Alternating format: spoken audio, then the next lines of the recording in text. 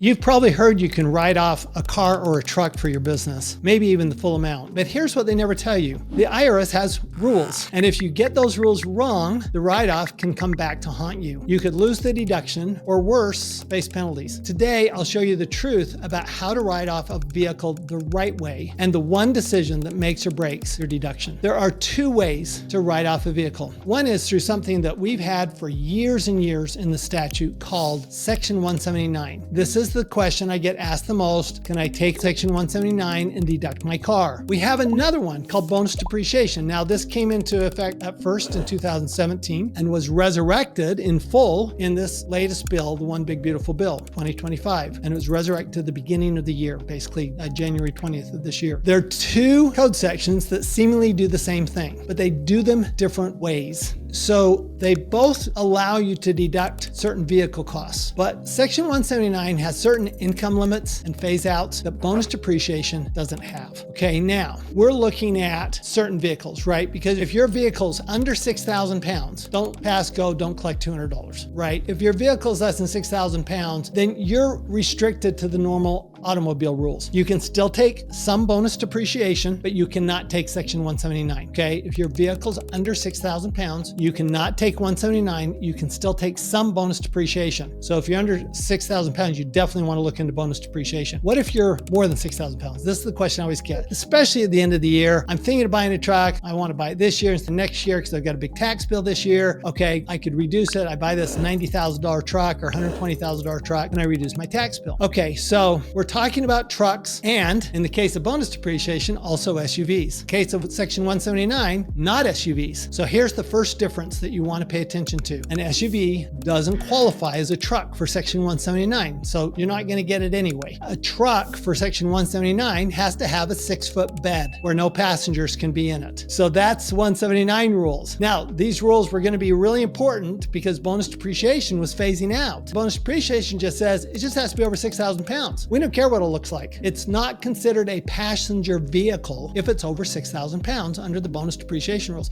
Well, what does bonus depreciation allow? 100% write-off. Now, I want to be really clear. It's not 100% write-off if you don't use it 100% for business. If you use it 80% for business, it's an 80% write-off. If you use it 60% for business, it's a 60% write-off. The difference is you are not under the same restrictions. It's a little like, do I invest in a 401k, even a Roth 401k, or do I invest outside of a 401k, say as a professional investor, like I talk about in my other videos? Well, inside a 401k, I have all these rules. Outside of 401k, I don't have all those rules. This is the same thing. 179, I have all these rules and restrictions. Bonus depreciation, I have many fewer restrictions. 6,000 pounds gross vehicle weight, period. Unless it's a van, it's unloaded vehicle weight, okay? And if it's not a van, it's 6,000 pounds gross vehicle weight, okay? That's when it qualifies. So if you want to keep more money in your pocket, you've got to learn these rules. You've got to learn that, hey, bonus depreciation, now both of them have a requirement. I'm going to give you a little caveat. If you reduce your usage from business and you make it personal, you're going to have recapture in both 179 and bonus depreciation, okay? The amount of recapture may differ, but you're still going to have recapture. So you're talking about a vehicle that you're going to leave in your business and you'll leave it there for the life of the vehicle, okay? That's what we're talking about. Think about why you bought gold in the first place. It wasn't just to have shiny metal sitting in a vault. It was for freedom, security, and long-term wealth. But here's the problem. Most gold just sits there. It doesn't grow. It doesn't pay you. And month after month, you're really no better off. Now, you're no worse off because gold tends to retain its value, but you're not better off. You're not adding ounces of gold. Monetary metals changes that. They make it possible to earn a real return paid in gold, so your ounces grow every single month. Imagine looking at your account and seeing more gold than you had the month before without adding a single dollar of capital. That's the dream. Owning an asset that protects your wealth and compounds it at the same time. So if you want your gold to do more than just sit still, go to monetary-metals.com/CPA and see how your ounces can finally start growing. That's monetary-metals.com/CPA.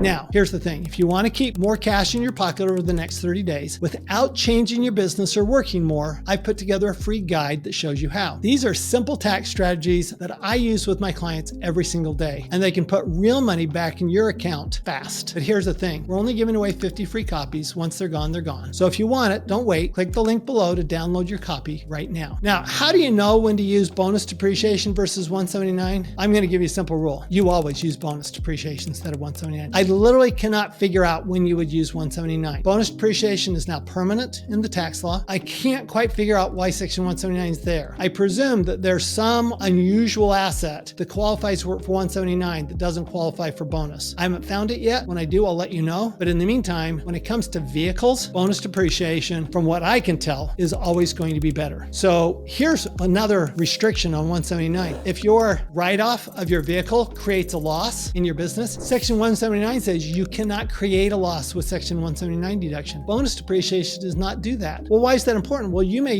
be able to use that loss from your business to offset your spouse's W-2 income, or your W-2 income, or your retirement income, or your interest income, or your dividend income. 179, you can't do that. So one more restriction that the government puts on 179 that they don't put on bonus depreciation. People then ask me, well, can I combine the strategies? I'm going, why? I just don't understand. Why would you want to combine the strategies? Why use 179 with all its restrictions when you could just use bonus depreciation? It's much simpler. It has fewer restrictions. You get a bigger deduction potentially. So don't use 179. Now, technically you can, okay? You have to use 179 first and then you can use bonus afterwards, but that doesn't make any sense in today's world. It may make sense tomorrow if the law changes, but in today's world, that doesn't make a whole lot of sense to me. What's the biggest mistake that people make when trying to write off a car or truck? Honestly, the biggest mistake is they buy a car or truck they don't need simply because they want the tax write-off. That is the single biggest mistake. Don't do that. The other mistake they make is sometimes you're better off leasing. Now, especially if you're under that 6,000 pounds. If you're under 6,000 pounds, a lease may get you a better deduction than depreciation with bonus added. Run the numbers. Always run the numbers. It's my mantra. So,